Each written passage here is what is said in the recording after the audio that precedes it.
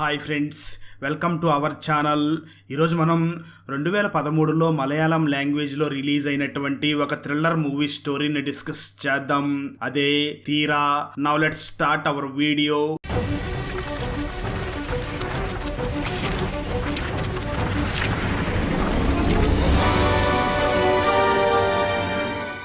Open చేస్తే రోహిణి అనే పేరు గల ఒక కార్డియాక్ సర్జన్ డాక్టర్ ఒక గర్ల్స్ హోమ్ ని నడిపిస్తూ ఉంటుంది.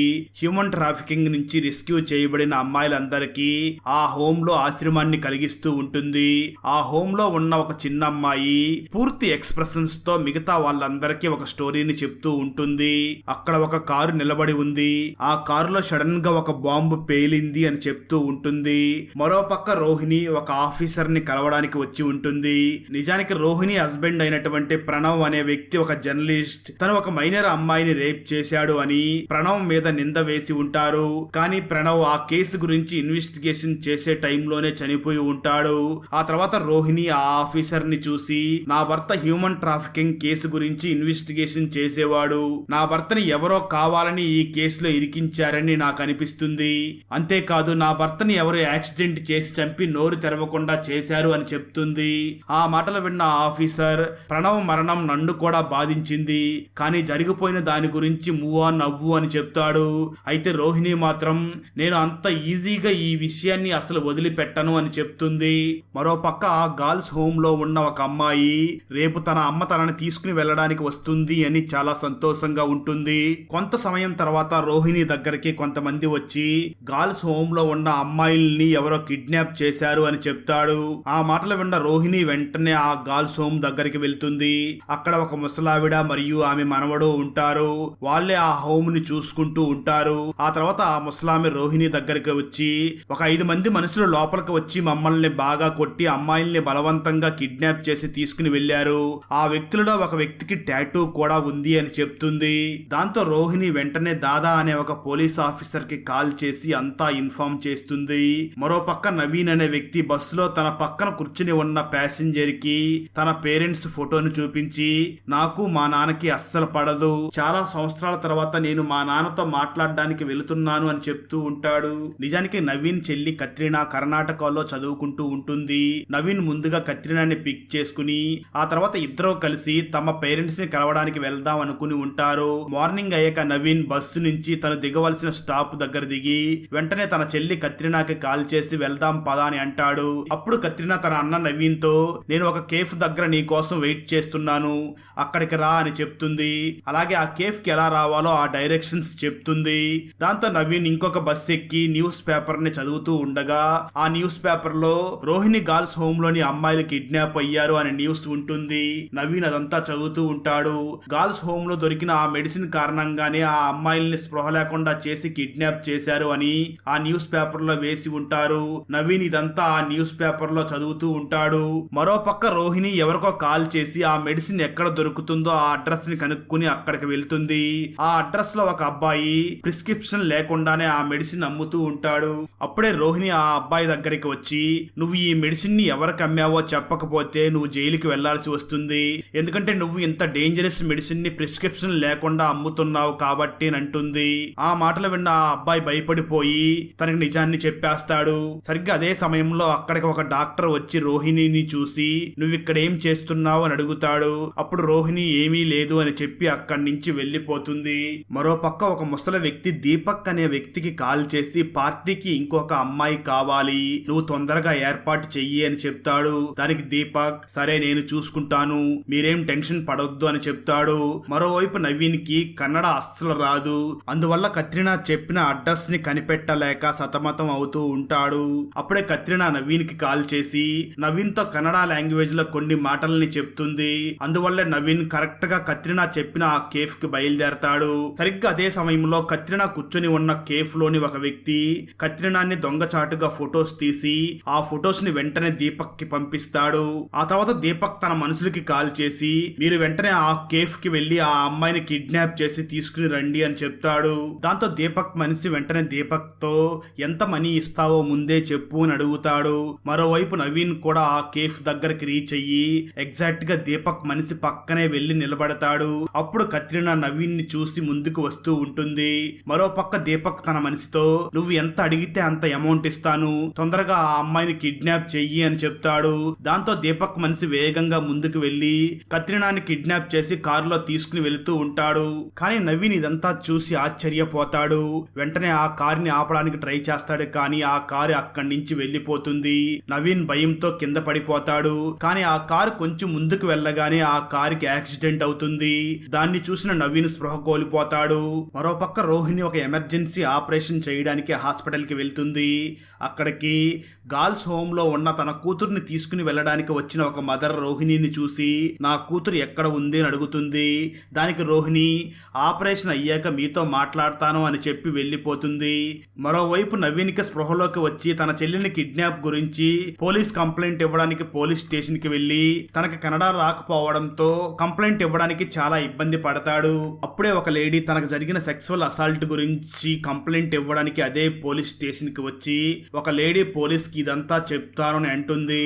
కానీ ఆ ఇన్స్పెక్టర్ ఏది చెప్పాలన్నా నాతోనే చెప్పు అని ఆ లేడీతో చాలా బ్యాడ్ గా బిహేవ్ చేస్తాడు. ఇదంతా నవీన్ చూసి చాలా కోపంతో ఆ ఇన్స్పెక్టర్ ని తిడతాడు. దాంతో ఇన్స్పెక్టర్ నవీన్ ని తోసి బయటికి పంపించేస్తాడు. ఆ పోలీస్ స్టేషన్ లో పనిచేసే ఒక మలయాళీ పోలీసు వచ్చి నవీన్ ని కలిసి ఇది హ్యూమన్ ట్రాఫికింగ్ కేసు లాగా అనిపిస్తుంది, కాబట్టి నువ్వు మురగన్ అనే వ్యక్తిని కలువు, అతను నీకు బహుశా హెల్ప్ చేయవచ్చు అని చెప్పి ఆ మురగన్ అడ్రస్ ని ఇస్తాడు. దాంతో నవీన్ వెంటనే మురగన్ దగ్గరికి వెళ్ళగా అప్పుడు మురగన్ నవీన్ ని చూసి ఈ కేసులో 24 గంటల లోపే వాళ్ళు అమ్మాయిని సిటీ నుంచి బయటికి పంపించేస్తారు, కాబట్టి అంతకంటే ముందు నువ్వు నీ చెల్లిని కనిపెట్టాలి అని చెప్తాడు. ఆ మాటలు విన్న నవీన్ షాక్ అయ్యి నేను ఎలా కనిపెట్టగలను అని అడుగుతాడు. దాంతో మురుగన్ నీ చెల్లి అయినప్పుడు నువ్వే ట్రై చెయ్యాలి అని చెప్తాడు. ఆ తర్వాత నవీన్ ఆ కిడ్నాపర్స్ కారుకి ఎక్కడైతే యాక్సిడెంట్ జరిగిందో ఆ ప్లేస్ కి వెళ్లి ఎంక్వైరీ చేస్తాడు. కానీ ఏమీ తెలియదు. అప్పుడే అక్కడ ఉన్న ఒక ఎల్డర్ ఫారినర్ నవీన్ ని పిలిచి ఆ కారు ఒక టాక్సీని గుద్దింది. దాంతో ఆ టాక్సీ డ్రైవర్ కోపంతో కారులో నుంచి దిగి ఆ కారులో ఉన్న వాళ్ళని చూసి భయపడిపోయి అక్కడి నుంచి సైలెంట్ గా వెళ్లిపోయాడు. నాకు తెలిసి వాళ్ళు చాలా డేంజరస్ అనిపిస్తుంది అని చెప్పి ఆ టాక్సీ డ్రైవర్ అడ్రస్ ని ఇస్తాడు. దాంతో నవీన్ వెంటనే ఆ టాక్సీ డ్రైవర్ ని కలిసి ఆ కారు గురించి అందులో ఉన్న మనుషుల గురించి అడుగుతాడు. కానీ ముందుగా ఆ టాక్సీ డ్రైవర్ అసలు ఏమీ చెప్పడు. కానీ నవీన్ ఆ టాక్సీ డ్రైవర్ ని చూసి వాళ్ళు నా చెల్లిని కిడ్నాప్ చేసి తీసుకుని వెళ్లారు, వాళ్ళు నా చెల్లిని ఏం చేశారో తెలియడం లేదు, ప్లీజ్ హెల్ప్ చెయ్యండి అని రిక్వెస్ట్ చేస్తాడు. దాంతో ఆ టాక్సీ డ్రైవర్ ఆ గ్యాంగ్ లోని ఒక వ్యక్తి పేరు అడ్రస్ ఇస్తాడు. నవీన్ వెంటనే ఆ వ్యక్తి దగ్గరికి వెళ్ళగా అప్పుడు ఆ వ్యక్తి నవీన్ ని చూసి ఒక డాక్టర్ మాకు హెల్ప్ చేస్తాడు అని చెప్పి ఆ డాక్టర్ క్లినిక్ అడ్రస్ ని నవీన్ కి చెప్తాడు. మరోపక్క రోహిణి ఆపరేషన్ చేసి ఆపరేషన్ థియేటర్ నుంచి బయటికి వచ్చి ఆ పేషెంట్ పేరెంట్స్ ని చూసి మీరెందుకు ఇంత లేట్ గా వచ్చారు అని అడుగుతుంది. అప్పుడు ఆ పేషెంట్ పేరెంట్స్ రోహిణిని చూసి ఒక కారు వల్ల మేము వచ్చే టాక్సీకి యాక్సిడెంట్ జరిగింది, ఆ టాక్సీ డ్రైవర్ ఎదురుగా ఉన్న కారులోని గ్యాంగ్ ని చూసి భయపడిపోయాడు, ఎలాగో అలా అతి కష్టం మీద మేము ఇక్కడికి చేరుకున్నాము అని చెప్తారు. అప్పుడు రోహిణి ఆ గ్యాంగ్ గురించి ఆ పేరెంట్స్ ని అడుగుతుంది. దాంతో పేరెంట్స్ రోహిణిని చూసి ఆ గ్యాంగ్ లోని ఒక వ్యక్తి హ్యాండ్ మీద టాటూ ఉంది అని చెప్తాడు. గర్ల్స్ హోమ్ లో అమ్మాయిల్ని కిడ్నాప్ చేసింది వీళ్ళే అని అర్థం చేసుకుంటుంది. ఆ తర్వాత గర్ల్స్ హోమ్ నుంచి తన కూతుర్ని తీసుకుని వెళ్ళడానికి వచ్చిన మదర్ రోహిణిని చూసి నా కూతురికి ఏమైంది, నా కూతురు గురించి ఏమైనా తెలిసిందా అని అడుగుతుంది. ఆ మాటలు విన్న రోహిణి మీ కూతురికి ఏమీ అవ్వదు, నన్ను నమ్మండి, ఏదో ఒకటి చేసి నీ కూతుర్ని తిరిగి మీ దగ్గరికి తీసుకుని వస్తాను అని చెప్తుంది. మరో పక్క నవీన్ ఆ డాక్టర్ క్లినిక్ లోకి వెళ్తాడు. అప్పుడు అక్కడ ఉన్న ఒక అబ్బాయి క్యాజువల్ గా నవీన్ ని చూసి ఈ డాక్టర్ అబార్షన్ చేయడంలో ఎక్స్పర్ట్ అని చెప్తాడు. అప్పుడు నవీన్ ఇతను ఖచ్చితంగా తన గర్ల్ ఫ్రెండ్ కి అబార్షన్ చేయించడానికే ఇక్కడికి వచ్చాడు అని అర్థం చేసుకుంటాడు. అదే సమయంలో డాక్టర్ అక్కడికి వస్తాడు. కానీ డాక్టర్ అసిస్టెంట్ మాత్రం నవీన్ ని డాక్టర్ దగ్గరికి అస్సలు పంపించడు. దాంతో నవీన్ అతన్ని పక్కకు తోసేసి డైరెక్ట్ గా డాక్టర్ రూమ్ లోకి వెళ్లి డాక్టర్ ని బాగా కొట్టి నువ్వు ఆ గ్యాంగ్ ని కలవడానికి ఎందుకు వెళుతున్నావు అని అడుగుతాడు. దాంతో డాక్టర్ చాలా భయంతో వాళ్ళు ఆ అమ్మాయిల్ని కిడ్నాప్ చేసిన తర్వాత వాళ్ళు వర్జినా కాదా అని చెక్ చేయడానికి నేను వెళ్తున్నాను అని చెప్తాడు. ఆ మాటలు విన్న నవీన్ ఆ డాక్టర్ కి తన చెల్లి ఫోటోను చూపించి నువ్వు ఈ అమ్మాయిని అక్కడ చూసావా అని అడుగుతాడు. దానికి ఆ డాక్టర్ ఎస్ నేను చూశాను అని చెప్తాడు. ఆ తర్వాత నవీన్ కి ఆ అడ్రస్ తెలిసాక అక్కడి నుంచి ఒంటరిగా ఆ ప్లేస్ కి వెళుతూ ఉండగా ఆ హాస్పిటల్లో ఉన్న ఇంతకు ముందు నవీన్ తో మాట్లాడిన ఆ అబ్బాయి గర్ల్ ఫ్రెండ్ ని చూసి ఈ డాక్టర్ ఇల్లీగల్ గా అబార్షన్ చేస్తున్నాడు, నువ్వు ఇక్కడికి వచ్చి చాలా పెద్ద తప్పు చేశావు, ఇక్కడి నుంచి వెళ్ళిపో అని చెప్పి నవీన్ అక్కడి నుంచి వెళ్ళిపోతాడు. ఆ తర్వాత రోహిణి ఆ డాక్టర్ దగ్గరికి వచ్చి ఆ డాక్టర్ ని చూసి ఆ గ్యాంగ్ గురించి అడుగుతుంది. మరో పక్క నవీన్ ఆ అడ్రస్ కి వెళ్లి అక్కడ వస్తున్న సౌండ్స్ ఆధారంగా కిడ్నాప్ అయిన అమ్మాయిల్ని ఏ ప్లేస్ లో ఉంచారో ఆ ప్లేస్ వెళ్తాడు. నిజానికి ఆ ప్లేస్ ఒక అండర్ గ్రౌండ్ లో ఉంటుంది. ఆ తర్వాత నవీన్ డోర్ ని ఓపెన్ చేసి లోపలికి వెళ్ళగా అక్కడ చాలా మంది అమ్మాయిల్ని బంధించి ఉంటారు. వాళ్ళందరూ నవీన్ ని చూసి చాలా భయపడుతూ ఉంటారు. కానీ నవీన్ వాళ్ళను చూసి నేను నా చెల్లిని వెతుక్కుంటూ వచ్చాను అని చెప్తాడు. కానీ అక్కడెక్కడా కూడా నవీన్ చెల్లి అయినటువంటి కత్రినా కనిపించదు. అలాగే అక్కడ ఉన్న అమ్మాయిలందరికీ కూడా ఆ కత్రినా గురించి ఎటువంటి ఇన్ఫర్మేషన్ ఉండదు. అప్పుడు ఒక అమ్మాయి నవీన్ ని చూసి నన్ను వేరే చోట పెట్టారు, నిన్ననే ఇక్కడికి తీసుకుని వచ్చారు, ఇంతకు ముందు ఉన్న ప్లేస్ నుంచి ఈ ప్లేస్ కి రావడానికి 10 నిమిషాలు మాత్రమే పట్టింది, నన్ను తీసుకువచ్చిన ప్లేస్ లో అక్కడ చాలా ఫ్లవర్స్ ఉన్నాయి, అలాగే నాకు అక్కడ చాలా భజన కీర్తనలు వినిపించేవి, అంతకు మించి నాకేమీ తెలియదు అని చెప్తుంది. సరిగ్గా అప్పుడే ఎవరో అక్కడికి వస్తారు. దాంతో నవీన్ వెనక్కి తిరిగి చూడగా ఆ వ్యక్తి నవీన్ ని కొట్టి స్పృహ లేకుండా చేస్తాడు. కొంత సమయం తర్వాత నవీన్ కి స్పృహ వచ్చి చూసేసరికి ఒక చోట తనని బందీగా చేసి ఉంటారు. అలాగే రోహిణిని కూడా అక్కడ బంధించి ఉంటారు. నవీన్ ఏదో ఒక విధంగా తన చేతులకి కట్టేసి ఉన్న తాడిని విడిపించుకోవడానికి ట్రై చేస్తూ ఉంటాడు. అప్పుడే అక్కడికి ఒక వ్యక్తి వస్తాడు. అయితే అప్పటికే నవీన్ తన చేతులకి బంధించి ఉన్న తాడిని విప్పేసుకుని వెంటనే ఆ వ్యక్తిని బాగా కొడతాడు. ఆ తర్వాత రోహిణిని కూడా బందీ నుంచి విడిపించి ఒక రాడ్ ని తీసుకుని రోహిణితో కలిసి నవీన్ ముందుకు వెళుతూ ఉంటాడు. అక్కడే ఆ గ్యాంగ్ కి సంబంధించిన మరికొంతమంది వ్యక్తులు కూడా ఉంటారు. దాంతో నవీన్ వాళ్ళందరినీ కూడా కొట్టి రోహిణిని తీసుకుని అక్కడి నుంచి బయటికి వస్తాడు. అక్కడ బంధించి ఉన్న అమ్మాయిలు తమ బ్లడ్ తో బట్టల మీద మా నాన్న నన్ను సేవ్ చేయడానికి వస్తాడు, మా అమ్మ నన్ను సేవ్ చేయడానికి వస్తుంది అని రాసి ఉంటారు. ఇదంతా చూసిన తర్వాత నవీన్ చాలా ఎమోషనల్ అవుతాడు. ఆ తర్వాత రోహిణి మరియు నవీన్ ఇద్దరు కూడా దాదా అనే వ్యక్తిని కలవడానికి వెళ్తారు. ఆ వ్యక్తి ఆ గ్యాంగ్ గురించి కొంత ఇన్ఫర్మేషన్ ని గ్యాదర్ చేసి ఉంటాడు. ఆ తర్వాత దాదా రోహిణి మరియు నవీన్ ని చూసి ఈ గ్యాంగ్ లోని 3 వ్యక్తుల్ని శివ అనే ఒక పోలీస్ ఆఫీసర్ అరెస్ట్ చేసి అదే విషయాన్ని ఏసీపీకి కూడా ఇన్ఫార్మ్ చేశాడు. కానీ ఏసీపీ కూడా ఈ గ్యాంగ్ తో కలిశాడు. ఆ తర్వాత శివకి యాక్సిడెంట్ జరిగి ఒక కాల్ కట్ చేయవలసి వచ్చింది. ఆ తర్వాత నేను దీని గురించి శివతో మాట్లాడాను. శివ నన్ను చూసి ఇందులో ఏసీపీనే కాదు ఇంకా చాలా మంది విఐపీలు ఈ కేసులో కనెక్షన్ ఉంది అని చెప్పాడు శివ. అలాగే నాకు ఈ 3 డీటెయిల్స్ కూడా ఇచ్చాడు అని చెప్తాడు. ఆ తర్వాత రోహిణి హస్బెండ్ జర్నలిస్ట్ ఫ్రెండ్స్ కూడా రోహిణికి హెల్ప్ చెయ్యాలి అని డిసైడ్ అవుతారు. అప్పుడు వాళ్ళ ద్వారా రోహిణికి ఆ పని ఈ గ్యాంగ్ మనుషుల వల్లే కాదు, దీని వెనకాల ఏదో ఒక పెద్ద హ్యూమన్ ట్రాఫికింగ్ నెట్వర్క్ ఉంది అని అర్థం అవుతుంది. ఈ నెట్వర్క్ కి సంబంధించిన 2 వ్యక్తుల ఫొటోస్ రోహిణికి దొరుకుతాయి. అందులో ఒక వ్యక్తి దగ్గర ఒక ఐడి ఉంటుంది. ఆ ఐడి ఆర్డి మైనింగ్ కార్పొరేషన్ కంపెనీకి సంబంధించినదిగా ఉంటుంది. ఆ తర్వాత దీని గురించి కొద్దిగా రీసెర్చ్ చేసిన తర్వాత రోహిణికి ఆ మైనింగ్ కంపెనీ చేసిన ఒక స్కామ్ కి ఏసీపీ వాళ్ళ మీద యాక్షన్ తీసుకోకుండా తిరిగి వాళ్ళకే హెల్ప్ చేశాడు అని తెలుస్తుంది. మరో పక్క దాదా ఆ అరెస్ట్ చేసిన 3 గ్యాంగ్స్టర్స్ వెనకాలే వెళుతూ ఉంటాడు. అదే సమయంలో రోహిణి తన భర్త ప్రణవ్ గురించి ఆలోచించి చాలా బాధపడుతూ ఉంటుంది. ఆ తర్వాత రోహిణి ప్రణవ్ పంపించిన చివరి మెసేజ్ ని చూస్తూ బాధపడుతూ ఉంటుంది. అప్పుడే రోహిణికి ఆ మెసేజ్ ని చూస్తూ ఉండగా ఒక విచిత్రమైన విషయం స్ట్రైక్ అవుతుంది. ఆ తర్వాత రోహిణి వెంటనే నవీన్ ని పిలుచుకుని ఆ గర్ల్స్ హోమ్ దగ్గరికి వెళుతూ ఉంటుంది. దారిలో రోహిణి నవీన్ ని చూసి ఆ మెసేజ్ ని చదవమని చెప్తుంది. అప్పుడు నవీన్ ఆ మెసేజ్ ని చదువుతాడు. నిజానికి ఆ మెసేజ్ లో చాలా గ్రామర్ మిస్టేక్స్ ఉంటాయి. అప్పుడు రోహిణి ప్రణవ్ అలా గ్రామర్ మిస్టేక్స్ ఎప్పుడూ చెయ్యడు, కానీ బహుశా ప్రణవ్ ఈ మెసేజ్ ఎవరికి అర్థం అవ్వకుండా ఉండడం కోసమే అలా చేశాడేమో, అందుకే ప్రణవ్ ఇలా చేసి ఉంటాడు. కానీ నాకు ఆ మెసేజ్ పూర్తిగా అర్థమయ్యింది అని చెప్తుంది. నిజానికి ఆ మెసేజ్ లో ప్రణవ్ ఇండైరెక్ట్ గా ఆ గర్ల్స్ హోమ్ లో ఉన్న గాంధీజీ బొమ్మ వెనకాల చూడు అని చెప్పి ఉంటాడు. ఆ తర్వాత రోహిణి మరియు నవీన్లు అక్కడికి వెళ్లి చూడగా గాంధీజీ ఫోటో వెనకాల ఒక కీ ఉంటుంది. నిజానికి ఆ key Pranav bank locker key అయి ఉంటుంది. ఆ తర్వాత రోహిణి మరియు నవీన్ ఆ బ్యాంక్ కి వెళ్తారు.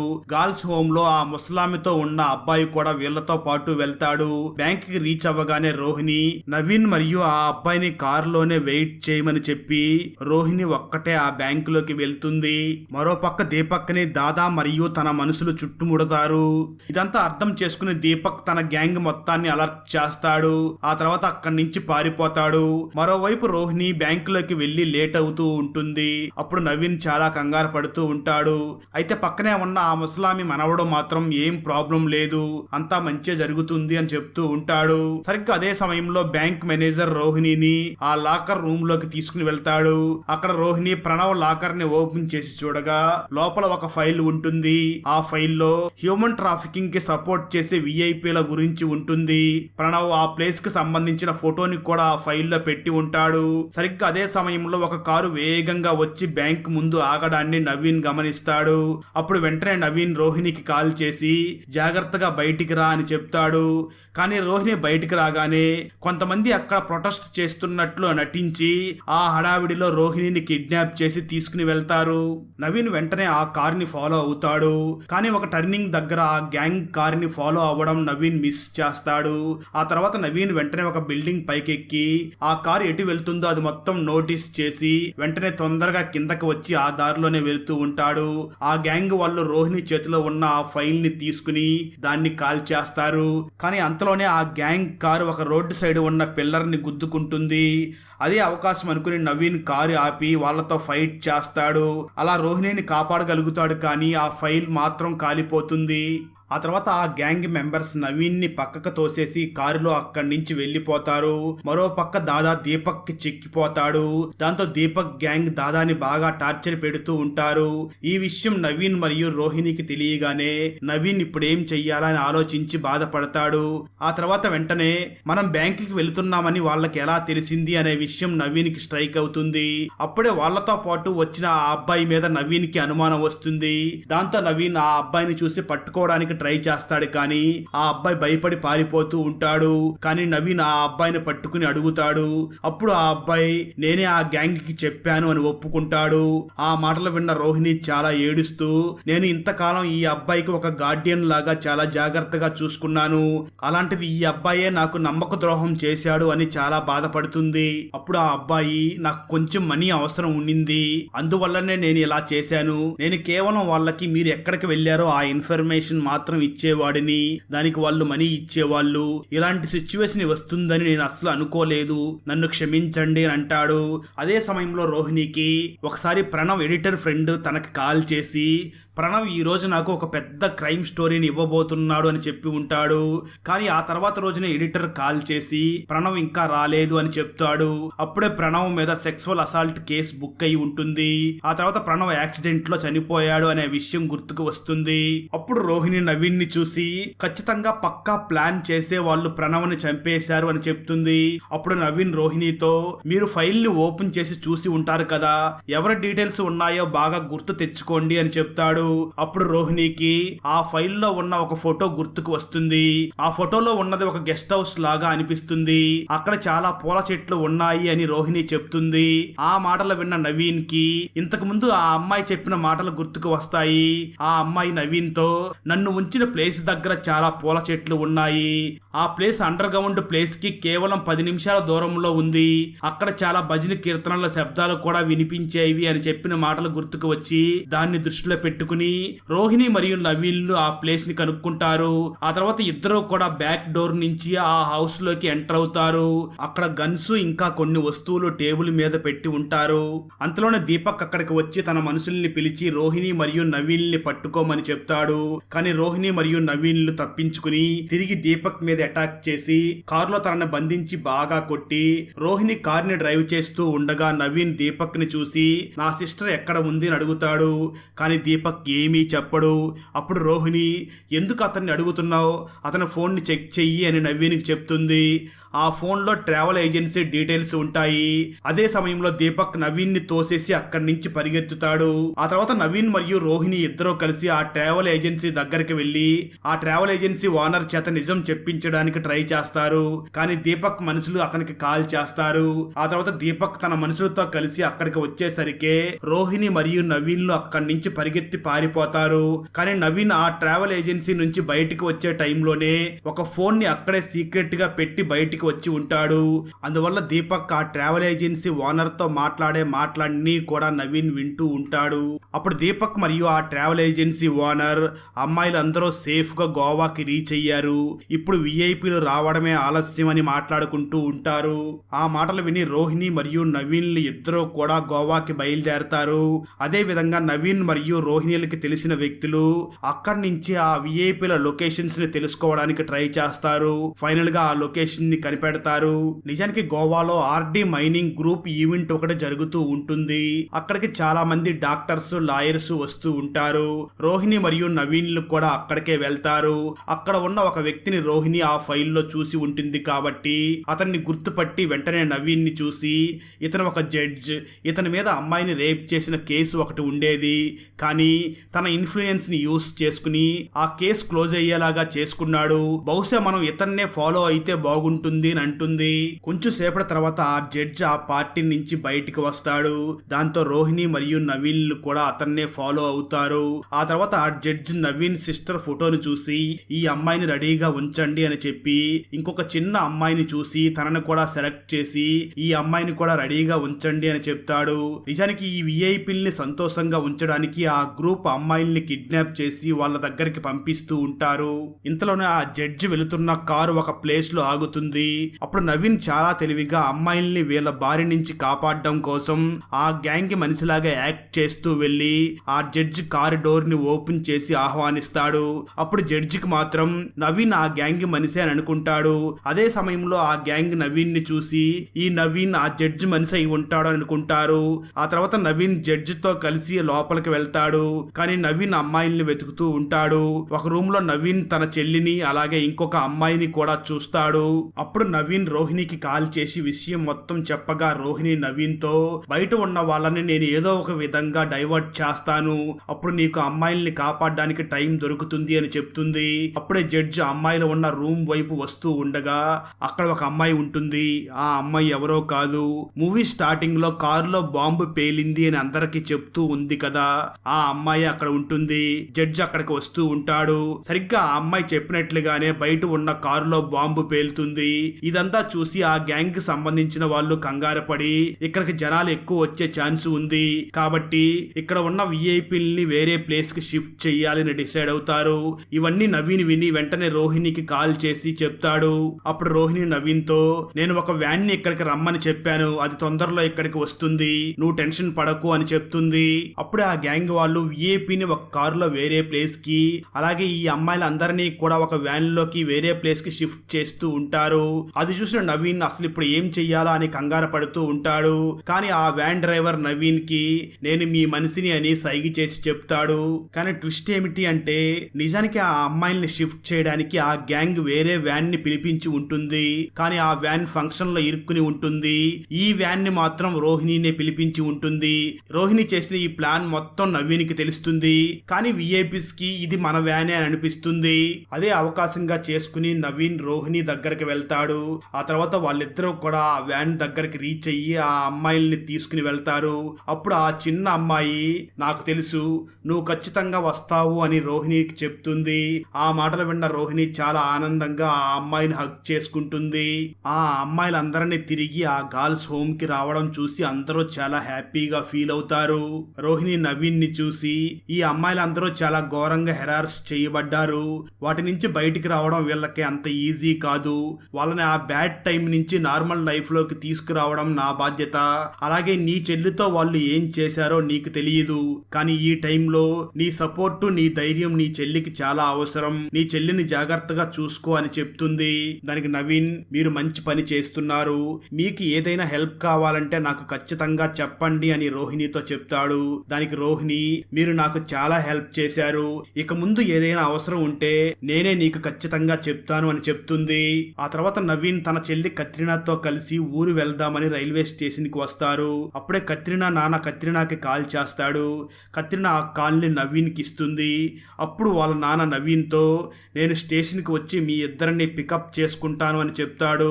దాంతో నవీన్కి తన నాన్నకి ఏం చెప్పాలో అర్థం కాక ఓకే అని చెప్పి కాల్ కట్ చేస్తాడు. నవీన్ మరియు కత్రినా ఒక ప్లేస్ లో కూర్చొని ట్రైన్ కోసం వెయిట్ చేస్తూ ఉంటారు. అప్పుడు న్యూస్ ఛానల్లో ఈ హ్యూమన్ ట్రాఫికింగ్ లో ఎంతమంది విఐపీస్ ఇన్వాల్వ్ అయ్యి ఉన్నారో వాళ్ళందరి గురించి రోహిణి ఎక్స్పోజ్ చేసింది అని న్యూస్ లో వస్తూ ఉంటుంది. అప్పుడే నవీన్ ఆ స్టేషన్ లో కూర్చుని అక్కడ అడుక్కుంటున్న ఒక చిన్న అమ్మాయిని చూస్తాడు. ఆ అమ్మాయి అందరి దగ్గర అడుక్కుంటూ ఉంటుంది. ఈ అమ్మాయి కూడా ఆ హ్యూమన్ ట్రాఫికింగ్ వాళ్ళ చేతిలో నలిగిపోయిన ఆ అమ్మాయే. నిజానికి నవీన్ అండర్ గ్రౌండ్ లో ఈ అమ్మాయిని చూసి ఉంటాడు. అంత పెద్ద ప్రమాదం నుంచి బయటపడినా కూడా ఈ పాపకి ఎవరో లేరు అని నవీన్ అర్థం చేసుకుని ఇంకోసారి ఈ అమ్మాయి ఏ గ్యాంగ్ చేతిలో పడకుండా ఉండడం కోసం నవీన్ ఆ అమ్మాయిని తనతో తీసుకుని వెళ్ళడానికి చేతిని చాపి ముందుకు వస్తాడు. మరో పక్క రోహిణి ప్రణవ్ అంతిమ సంస్కారాలు చేస్తూ ఉంటుంది. అప్పుడు రోహిణికి అమర్ అనే ఒక వ్యక్తి నుంచి ఫోన్ వస్తుంది. మీ హస్బెండ్ డెత్ కి సంబంధించి నాకు కొన్ని డీటెయిల్స్ దొరికాయి అని చెప్తాడు. రోహిణి అతన్ని కలవడానికి కేఫ్ కి వెళ్తుంది. అప్పుడు రోహిణికి ఈ హ్యూమన్ ట్రాఫికింగ్ నెట్వర్క్ వాళ్ళే తమ భర్త ప్రణవ్ని కిడ్నాప్ చేసి చంపేసి ఆ తర్వాత దాన్ని ఒక యాక్సిడెంట్ గా క్రియేట్ చేశారు అని తెలుస్తుంది. అక్కడతో ఈ మూవీ అయిపోతుంది. ఫ్రెండ్స్, వీడియో నచ్చినట్లయితే లైక్ చేసి ఒక చిన్న కామెంట్ చేస్తే మాకు నెక్స్ట్ వీడియో చేయడానికి ఎంకరేజింగ్ గా ఉంటుంది.